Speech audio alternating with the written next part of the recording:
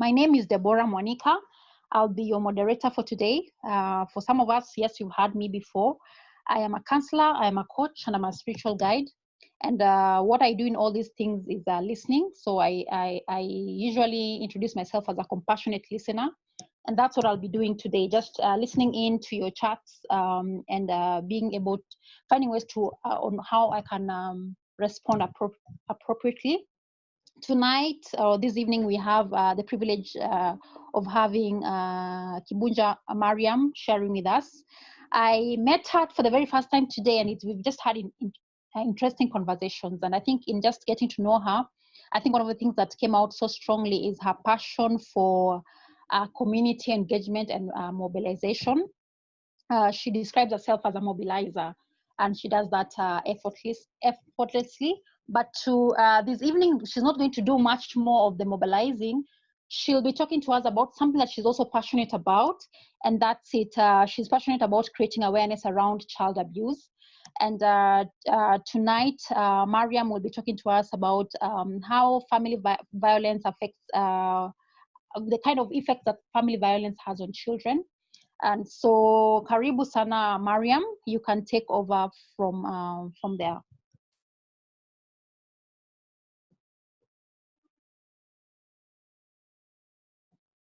Maryam, can you hear me?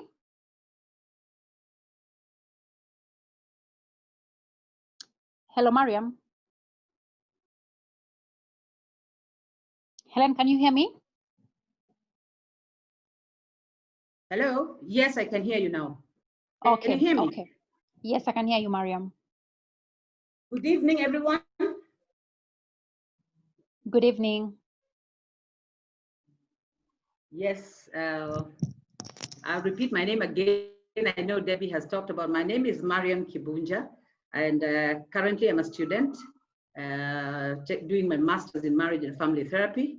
And when we spoke with Helen about this topic on family violence, I was all over the place, and I was thinking of talking about so many things that I know that are happening within family. However, when I read, I listened to some of the YouTube sessions that have been within this space, I discovered that most of the things that I wanted to speak about had already been spoken. Of. Someone like, I think Becky or Betty from Nairobi Women's did a good job with GBV. Then there was another one who did elder abuse, which are some of the topics that I thought I was going to speak about. So, however, when I woke up this morning, I thought, why don't I zero in this subject into something called ACE.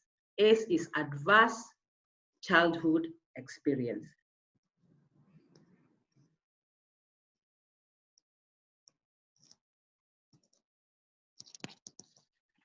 Adverse childhood experiences, and another name for them is ACE. So what are they? What are adverse childhood experiences? Adverse childhood experiences are traumatic experiences that are experienced by a child before the ages of 18, and they include all sorts of abuse. World Health Organization refers to ACE, which is adverse childhood experiences, as some of the most intensive and frequently occurring source of trauma that children may suffer early in life. So what are they? We're going to speak about that. So let us look at just one demonstration of one of the adverse childhood experience.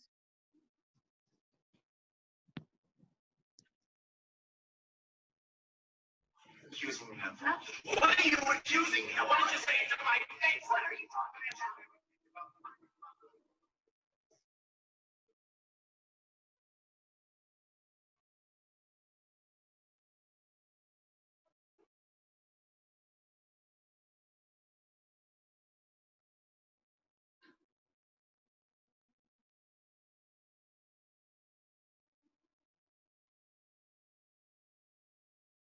Hey, Maryam. Yeah. We're not able to hear. Can anyone else be able to hear? Or just me? Were people able to hear? We had a little bit in the beginning, then it disappeared. Okay, but I think what I wanted you to see, you have already seen, because I was actually just going to stop it. I wanted you to see that abuse. That is, it's not yet physical yet; it's just verbal. I just wanted you to see the effect it has on this poor toddler. So, can we take about 5 minutes and just discuss what we think is going on in the thoughts and the feelings of this poor little baby who cannot express what he has just seen? And do you think that this would affect his behavior many years later? Let's just take a few minutes and discuss and see what we have to say.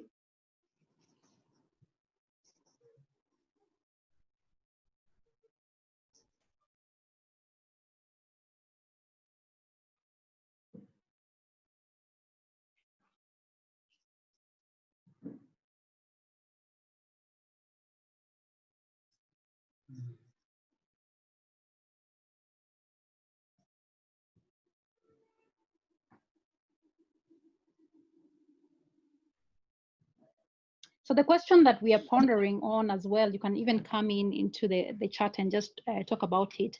The child saw physical violence happening at home. So we're just answering how do you think the child was affected, his thoughts, his feelings and behavior, just seeing that happening at home setting.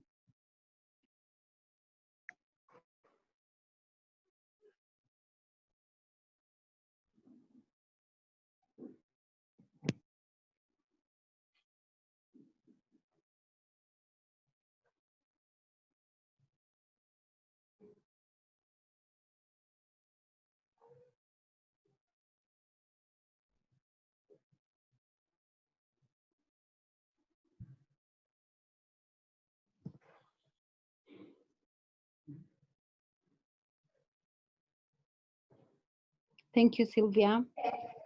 So there are a couple of comments that are coming in. I'll just, as people are writing in, I'll comment on that. We have people saying that, I mean, just the child seeing violence at home. Yeah, Alfina says that probably he's thinking that it is his fault, that he's the reason why the family, the parents are fighting. Momina says that probably maybe he's feeling scared and afraid. Alfina also says that maybe he's thinking that probably he did something wrong to have caused that to happen. We have Sylvia saying that probably maybe he's feeling insecure. Yeah, so someone says that the child, Jane says that the child looks so scared and just about to cry. Mercy says the child might feel unloved. Mariana says the child felt terrified. Cyprian says he's captured with fearful thoughts. What has mom done to make daddy beat mom? He looks very scared and not sure of what he's looking at. That is Jacinta. And Agnes says that he's lost and doesn't know what to do. Yeah. So those are the kind of responses that have come so far, Mariana. Okay. Thank you very much for everyone who responded. I know this is an emotive topic, and I know it's usually painful to even speak about, because this could be one of the aces that we have gone through as children. Helen, you wanted to say something?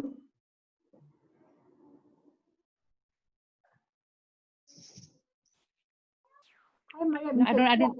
Then I'll let you know when I'm done.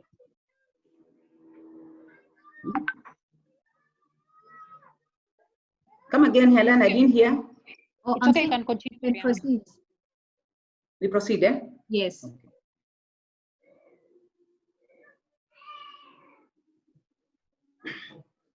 So, adverse childhood experiences. We have just seen one. I demonstrated one, although the voice, the volume wasn't good enough. I'm sorry for that.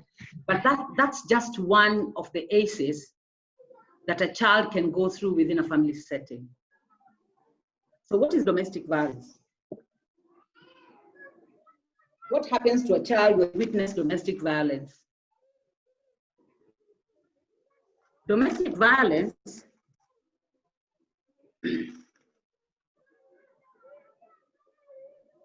is either physical or verbal abuse. And when a child is exposed to this type of violence, research today says it is termed as child abuse.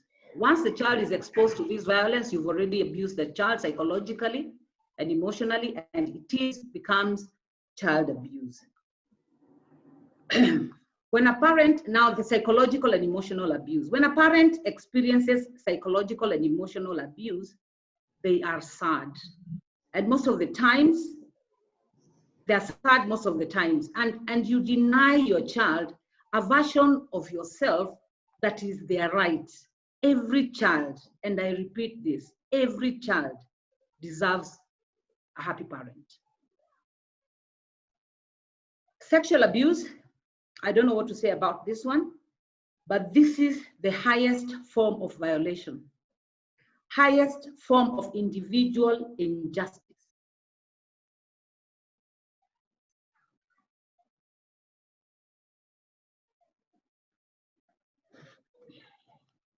This is very close to my heart, I'm sorry. Sexual abuse is usually a very loaded bullet that shoots from many angles. And if no intervention is done, it aggravates. Extreme poverty, levels of hunger and homelessness, these are associated with adverse development outcomes that have implication for individual health. It can perpetuate childhood poverty into adulthood. It has effects in the development pathways. Now, when a child suffers extreme poverty, because of extreme poverty and because of the toughness and hardness of the life within the environment, children become grown-ups very fast, missing out on the developmental stages of their lives. You find a child becomes very tough and very bitter and very bitter inside because of what they missed out in their developmental stages. Physical abuse, this is beating a child beyond their crime. It's like killing a mosquito with a hammer. You know, we have seen on television where children have been burnt, where children have been whipped beyond the crimes that they have committed. This is physical abuse, and it is also one of the ACEs. Neglect. Neglect is the most common form of child abuse. Neglect of the child itself or emotional neglect is so common, and I take it for granted, or we have no idea that we are actually neglecting these children. And research says that the boy child, maskin poor boy, is most neglected than the girl child. And neglect looks like, I mean, not providing basic needs, not giving adequate supervision, not giving emotional support to the child, etc., etc. Living with a parent with mental disability or SUD, I didn't do a lot on that one because I thought SUD, a parent with the SUD, most of the times will probably do a lot of physical abuse or probably sometimes sexual abuse within the home. Divorce and separation is very significant. It's a very significant ACE. One of the leading causes of trauma in young children. I pose a question here. Would parents rather stay together in a bad marriage for the sake of the children, or is it better to divorce for the sake of your mental health? How about the children? I pose a question there. Would we rather stay together in a bad marriage, or is it better to divorce? I don't know. Let's hear what the floor says.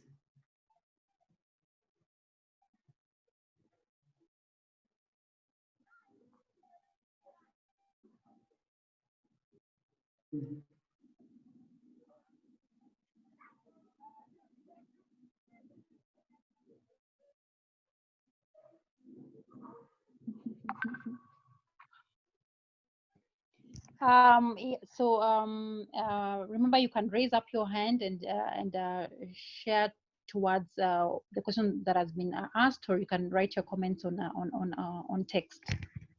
We have Salima. Salima, you can share. Helen, please help me unmute Salima. Everyone. When it comes to that question of what Maryam has just asked, I believe it's better just to get a divorce so that the children don't have to go through the trauma of seeing the two of you consistently, fight and get a bad impression of what marriage should be. But the important point comes in that you need to explain to these children what is happening. They need to be aware.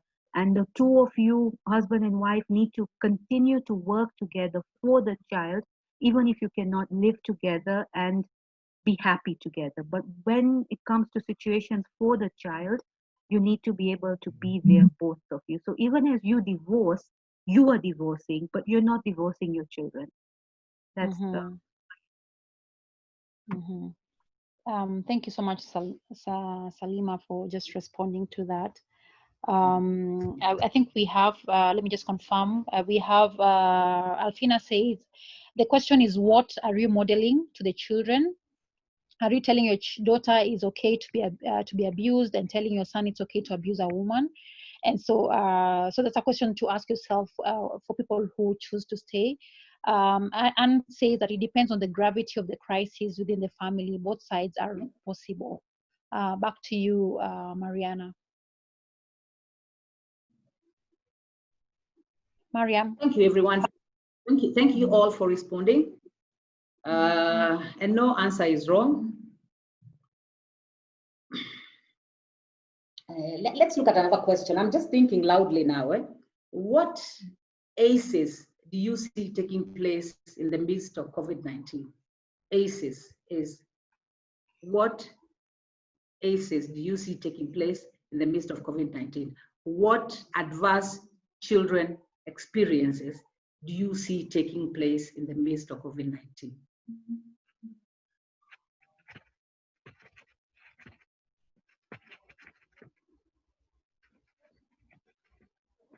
So there's a question that has gone out. I'll just write it just for, what adverse children experiences do you see taking place in the midst of COVID? I'll sample a few comments that are coming. We have sexual abuse.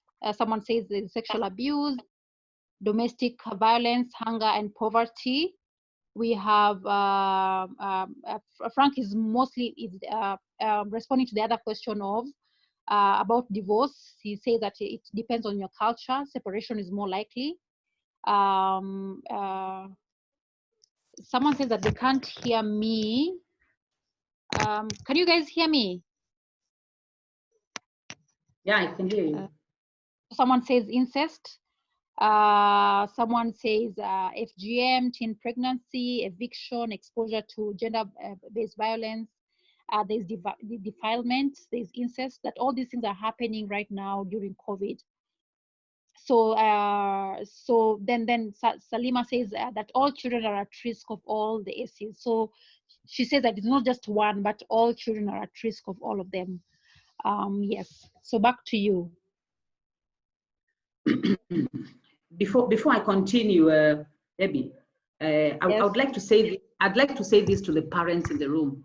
If you are a parent and bringing up, you have small children, I would want to let you know that for me, domestic violence was one of the ACEs that I went through as a child. Please don't fight in front of your children. Please don't. That violence hurts the child more than it hurts your partner. Please don't fight in front of your children. You don't know what that does to a child. I'm 57 years old and I can still remember what that looked like when I was about 7 or 8 years old. Please don't fight in front of your children. Let me speak now about the effect of ACEs, adverse children experiences. And this is a study that was done by... Can you hear me? Yes, I can hear you. Let me just allow one comment. There's a hand that was raised that I wasn't able to see. Abdil, Okay. would you like to make a comment before we go on? Helen, help me unmute Abdil. Abdul, go ahead.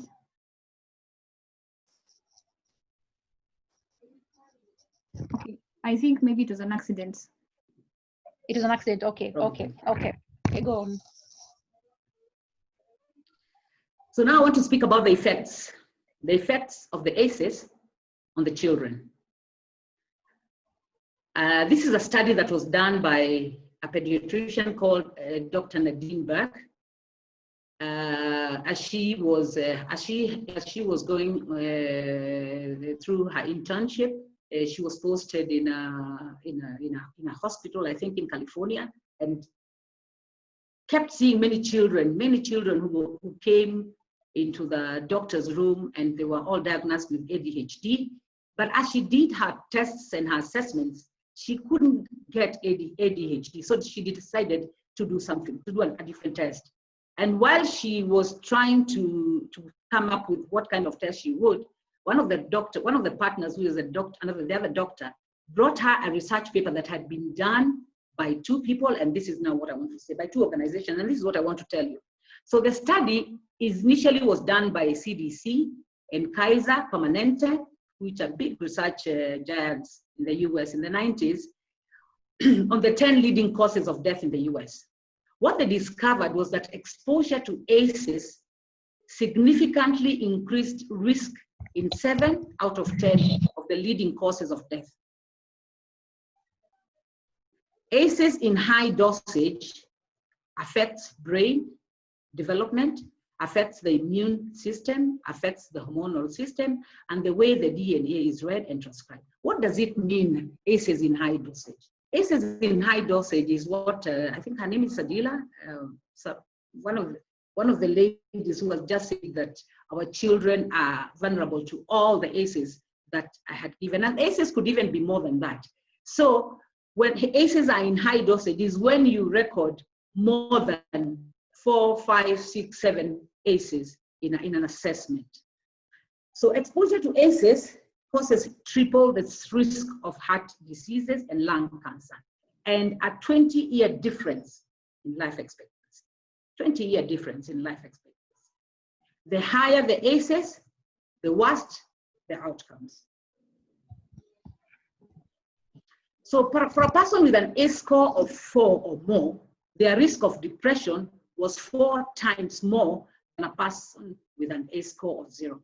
And for suicidality, it was 12 times more. So if someone scored more than 4 ACEs, they're 12 times more at risk to commit suicide than one who has not scored any ACE.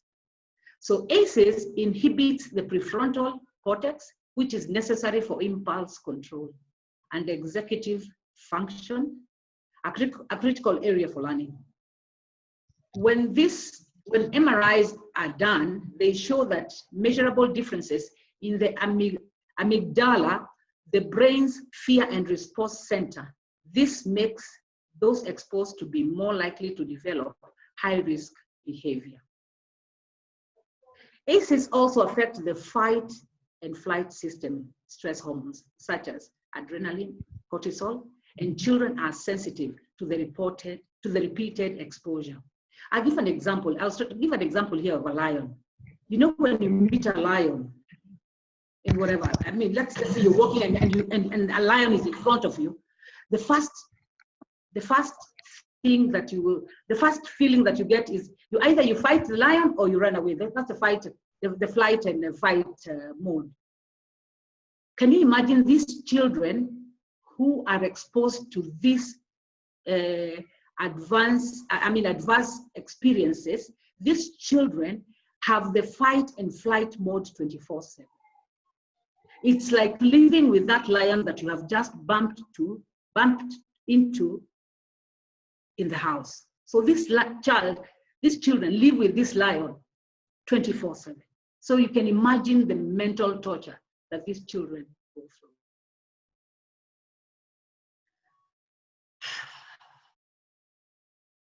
Could I be right in saying that some of us have carried our ACEs into our adulthood? I know most of us here are therapists and counselors, and I know we've done personal therapy. When we've done personal therapy, does it go completely?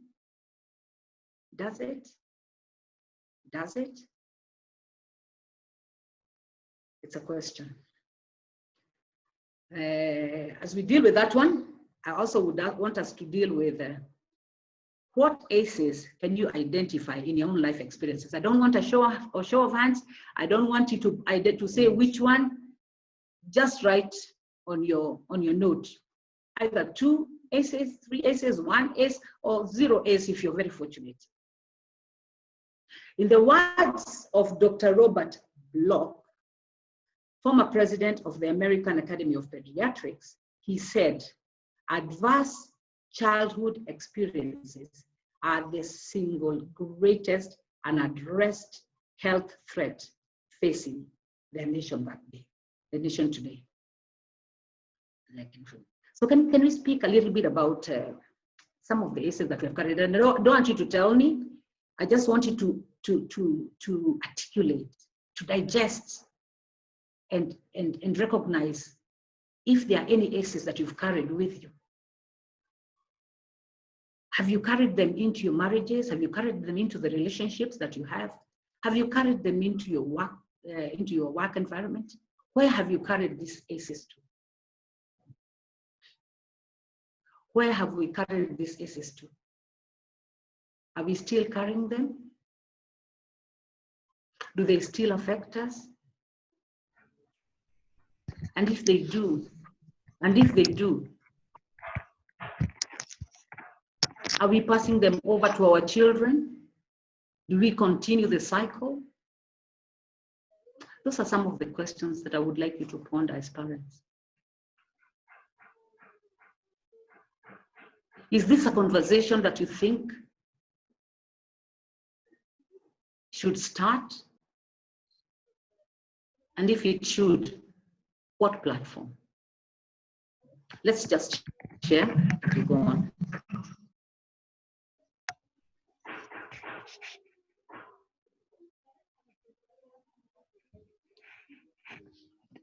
Thank you so much, Maryam, for sharing this with us. And it's very clear that this is something that is very close to your heart. And I know that this conversation is not an easy one to have, especially for many of us who've gone through the early childhood experiences. Some of us have been able to deal with it.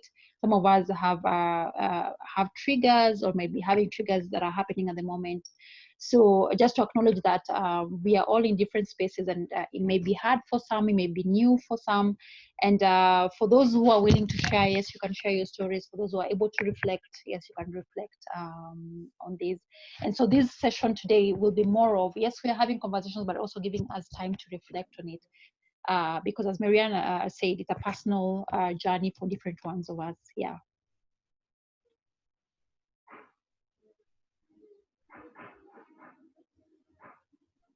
So I'll read a couple of comments just that have been written so far. Mercy says that many times these experiences don't go away even when one goes through therapy. There's always a remnant that happens. Then Salima says that she's experienced at least 5 of them, and they've affected her life, both at a personal level with her partner and with her children, and also in her work. And that she says that she carries them every single day in different experiences. Just that goes a long way to just help us see to what extent this affects our children. We have Frank, who says that one can't remove a scar. Ruth has given us a resource that we can all read on. But yes, most people are in agreement with you, Mariana, that it adversely affects children, and some of them have to carry the weight all through. Back to you.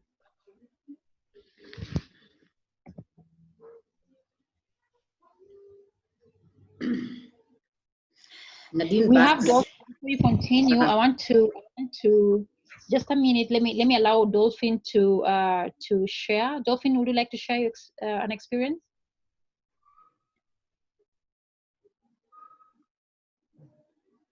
Dolphin, let me try. Hello, Dolphin. Yes. Can you hear me? Yes, yes, yes.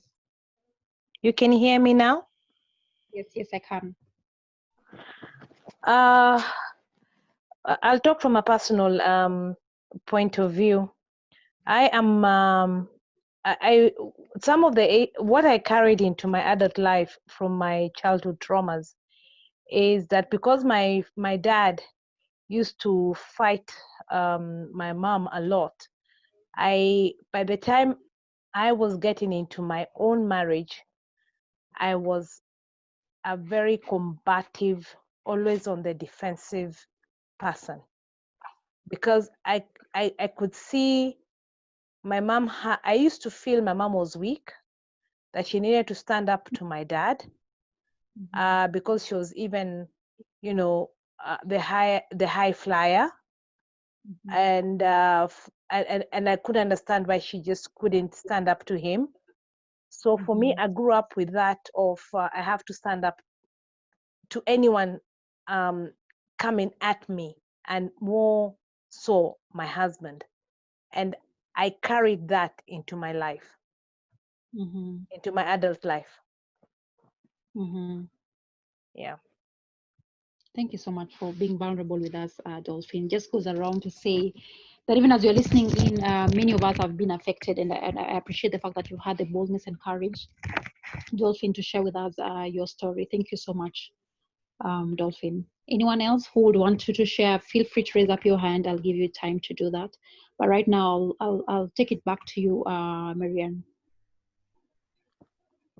Thank you so much, Dolphin, and for everybody else that has shared.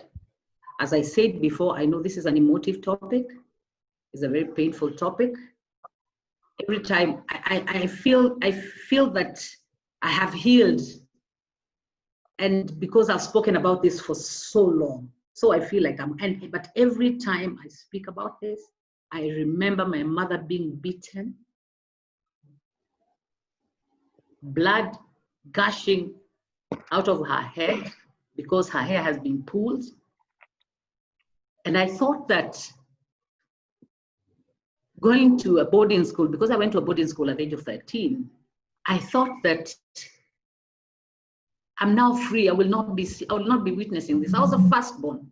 And I was protecting my siblings at a very young age. I was parentified at a very young age. By 12 years, I think I was their mother, because my mother would be beaten many times and she would go, and I would remain with the children. So I was really a parent until today, and I wish to was a sibling anyway. That's a topic of another day. Now, when I went to boarding school, I thought I'm now free. At least I won't be witnessing what happens at home. But it wasn't that easy, because every time in boarding school, I kept looking at the gate, knowing that I will see someone from home coming to tell me that your mother died. Your mother was beaten to death. So even being in a boarding school didn't help. I was such an anxious student throughout my 4 years in a boarding school. So when I say that this affects a child forever, I mean exactly that.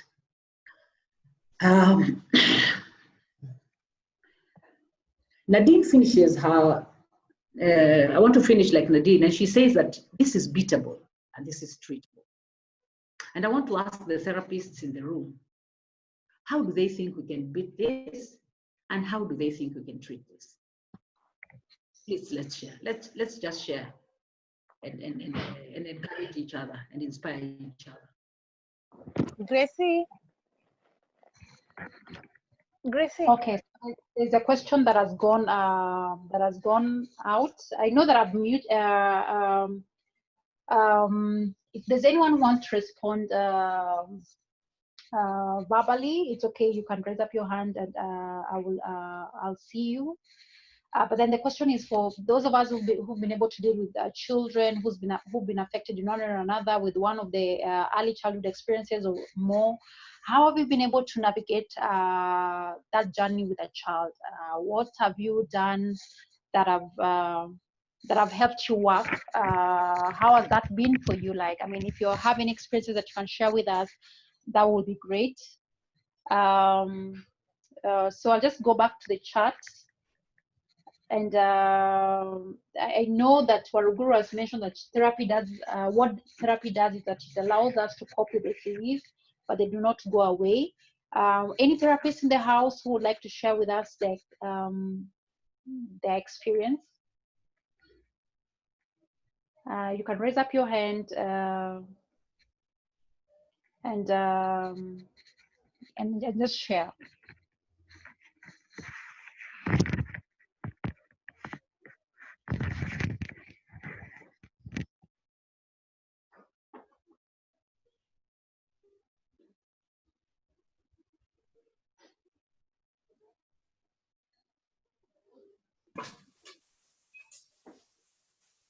Hi, Debbie.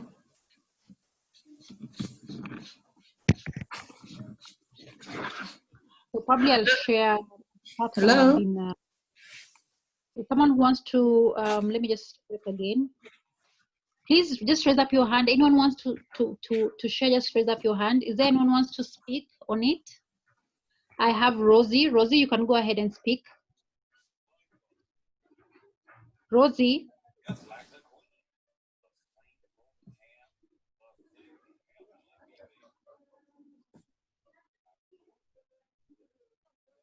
Cheryl, you can go first. Rosie, Cheryl, probably you can go first.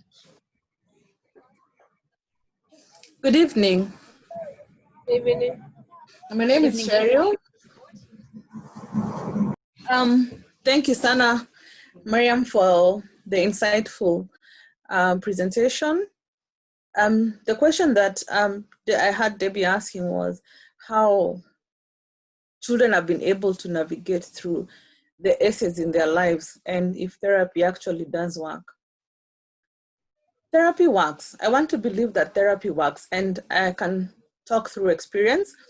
And what happens is that most children who have gone through abuse, especially at home at a younger age, is like they always felt like they were to blame, or there's something that they could have done different to avoid, you know, if it was the physical violence, you know, maybe protect the mother from that, or something. They always feel like there's something that they could have done to salvage the situation at that point, not forgetting that they were young and it was not their place. So most of the children who have gone through the abuse and are coming to therapy, one of the things that they want to understand is why it happened. And also one of the things that I found is reaffirming them and letting them know that it wasn't their fault. It had nothing to do with them. At that point, there's nothing that they could have done. It is probably the father who had his own issues and he projected them to the mother and to the children, or it is the mother who had her own issues and projected it to the children and the father, because this form of abuse go both ways. We find that women are abusive and also men are abusive. So one of the things that, and it's one of the things that I've experienced with the clients that I have worked with is the fear that they will turn out to be their fathers or their mothers. And especially now when they are starting their own families, or when they do something that remind them of how their father was or how their mother was. So it triggers something in them. So most of them, they want to understand why it happened and what they can do to be able to do different. And a lot of them disconnect themselves from their family of origin. If it is their father, you find that there's no relationship. If it's their mother, the same thing. So it works. Therapy does work only if they are willing to go through the process, because it is sometimes a very painful journey and sometimes it tends to be a very long journey. So if you're committed and consistent, then you will be able to heal and you will choose the path that you want for yourself and also the family that you will start for yourself. But a lot of the people, because of the painful memories, don't go through the entire journey of healing, because now they don't want to go back to the trauma that they experienced and process it one by one. So a lot of them, and some of the ones that I've come across, it is a too dark place for them to even go back to. So that I think is one of the reasons that don't allow complete healing. So I think that is what would be my take on this. Thank you very much. Thank you, Cheryl, for sharing that with us, because what you're saying that it's possible for healing to take place, but then also it also takes the individual effort to want to go to those dark places, which might be hard, but you're saying it's possible. Rosie, probably you can share with us as well. Good evening. According to me, can you hear me?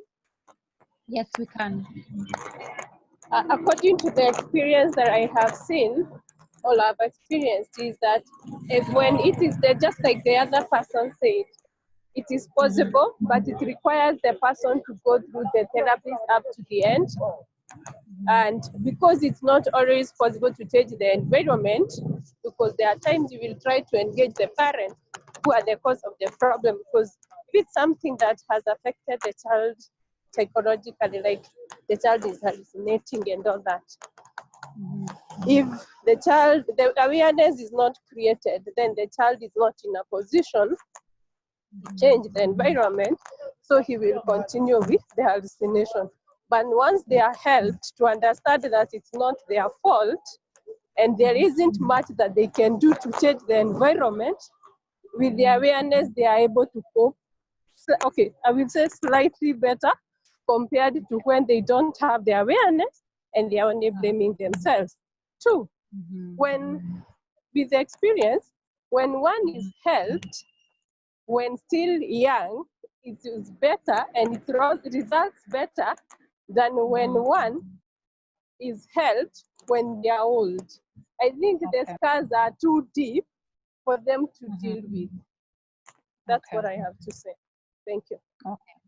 Thank you so much for sharing with us on that, Rosie. I'll go to the chat section. Thank you, Cheryl and Rosie, for sharing with us. On the chat section, we have different people also commenting on that. Mumina says that therapy works. It helps children understand themselves and why it happened. It also helps break the cycles of abuse, creating awareness on ACEs. For those who don't know what it means, is early childhood experiences, for better understanding and change the abusive behavior. So awareness is important, and Mumina thinks that therapy then helps with that. Salima says that it's beatable by breaking cycles and treatable by raising awareness so people can talk more about it and seek help. We have someone with an iPhone. They say that in my experience, violence in the home either builds you or completely destroys some part of you. But psychologically, you never get away from it. Little triggers bring out the memories and sometimes cause relapse in the pain it brought. So even as he says that it's a journey, and there are triggers that can cause that for someone to be triggered.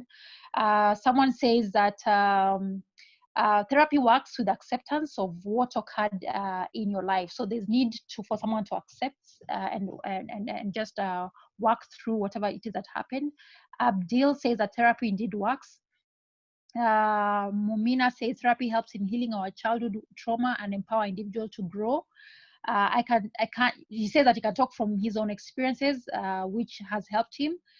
We have Abdil says that even if one cannot forget, at least they put it behind and move on. That's true. Thank you so much, Abdil, for adding that. We have Muya, who says early childhood experiences don't go away, as they are part of our life experiences. But therapy helps us to deal with the pain and move on. And being aware helps us to deal with our counter transferences issues and deal with the client.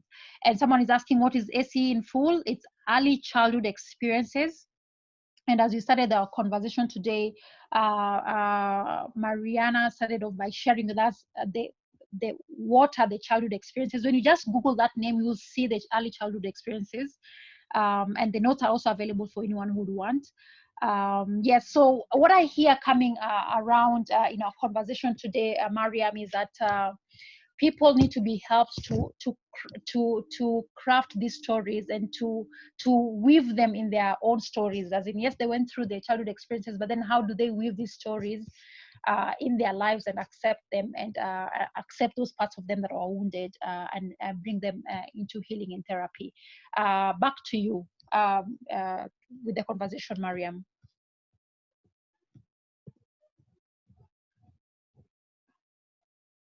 Hello, Maryam, are you there?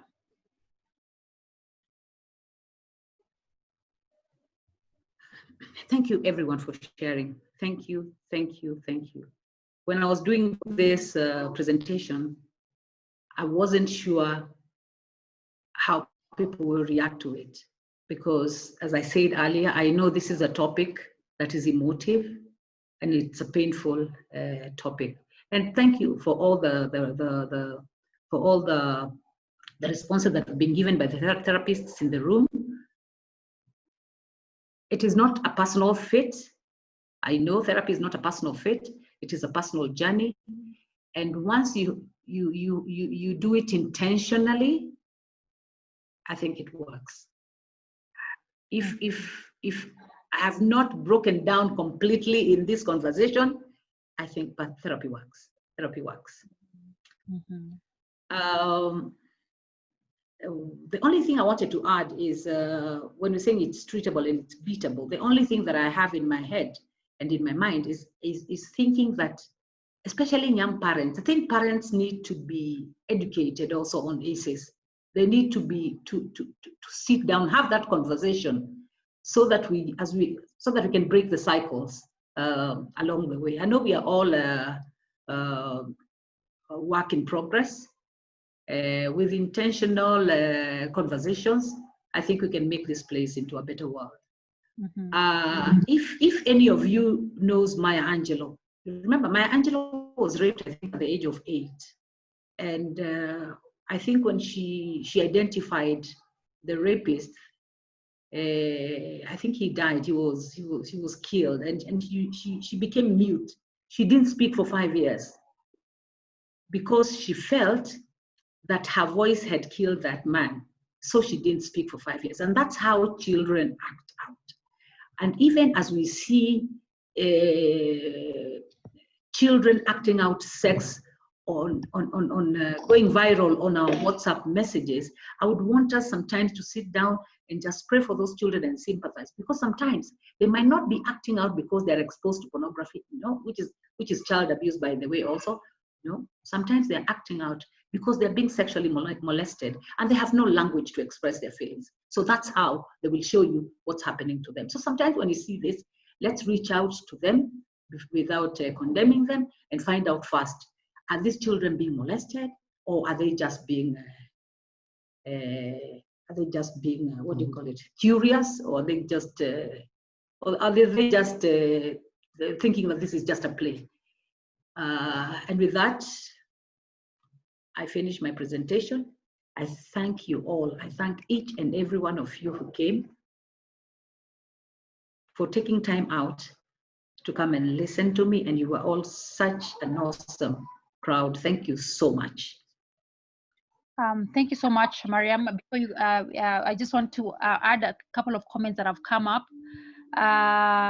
So someone says that therapy works, but how about if these early childhood experiences follow you to adulthood, especially in dealing with one's siblings?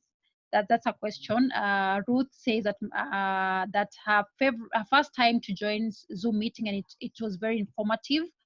That she's worked with children going through trauma, and distress therapy saved their lives through a lot of patience. So there is patience that is involved for people who work with these children, but it's possible. So karibu sana Ruth, thank you for joining us today. Ruth says that the saddest part of the early childhood experiences tend to be repeated and so deeply affects children, and sometimes it takes many years to unearth.